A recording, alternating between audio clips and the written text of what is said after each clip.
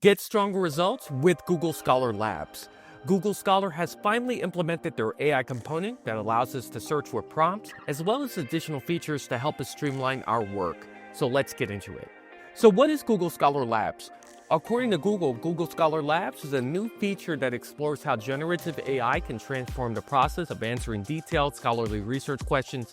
Scholar Lab is powered by AI to act as an advanced research tool, helping you tackle questions that require looking at a subject from multiple angles. So let's get into it. First thing we're going to do is we're going to click on Google Scholar Labs located on the left-hand side. So now that we're in Google Scholar Labs, what I'm going to do is enter in my first prompt, which is, what are the challenges and benefits of creating supplements among adults? Press enter. And as we can see here, it provides me with a list of 10 results. And if we wanted additional results, we can just click on looking for more results. It provided us with additional 10 relevant results based on our prompt query. As we can see here, one of the great features about Google Scholar Labs is that it provides us with bullet points based on the article. So there's no need to read the abstract or go article by article anymore. We can just read these bullet points and get an understanding of the particular research that we're looking for, which allows us to streamline this process. I did a comparative analysis between searching with prompts in Google Scholar Labs versus Boolean operators in Google Scholar, and surprisingly, the prompts provided me much more quality articles as well as the highest cited articles, as you can see on the left-hand side. I thought that this was very promising because now a lot of our researchers and students could use prompts as well as follow-up prompts to get the information that's needed for their research. So the next feature I'm going to show you is the import to citation managers. So I'm going to click on this icon located on the left-hand side. Next, I'm going to click on settings.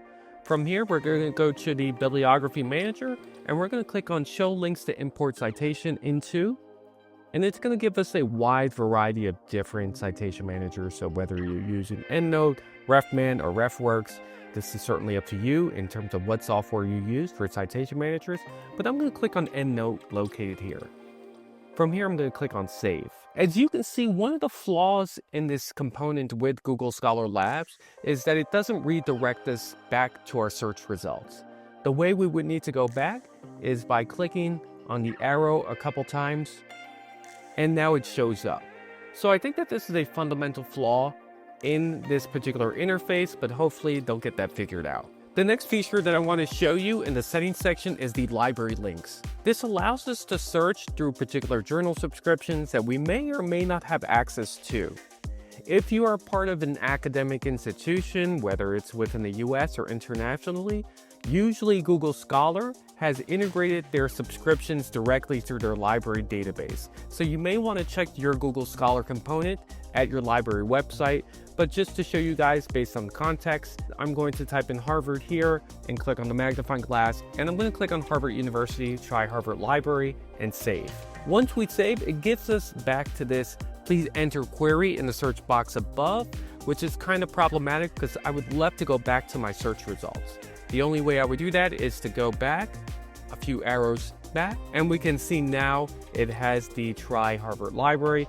Once again, the subscription is based on your academic institution for the most part, unless it is open access. If you are part of a college, university, or another academic institution, you may want to try your library website and going directly to Google Scholar to see what you have access to in terms of subscriptions. So here are my key takeaways. The bullet points help explain the articles so that researchers and users can browse the content without delving into each article in depth, which I think is a game changer, and it helps streamline the process. When choosing the citation manager, it does not redirect you back to the original search, which I think is a fundamental flaw within this database. The library links functionality needs significant improvement with user-friendly instructions for non-researchers, librarians, and information specialists. Not every person who's going to use Google Scholar Labs is going to understand the subscription base of connecting it directly, so I think that there needs to be better instructions in that section. The refinement of search results needs to improve in both Google Scholar and Google Scholar Labs.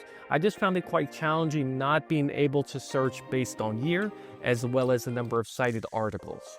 And my wish list. I'm hoping that Google Scholar Labs will be integrated into Notebook LM to some capacity in 2026. I think it should be integrated. So hopefully they see this and there's some type of integration into the platform. And if you're interested in learning more about AI tools that can benefit you for your researching needs, feel free to click on the link below to get my ebook. And thank you to our sponsors, The Burnt Coffee. Use the promo code JTResearchAI in the YouTube description below.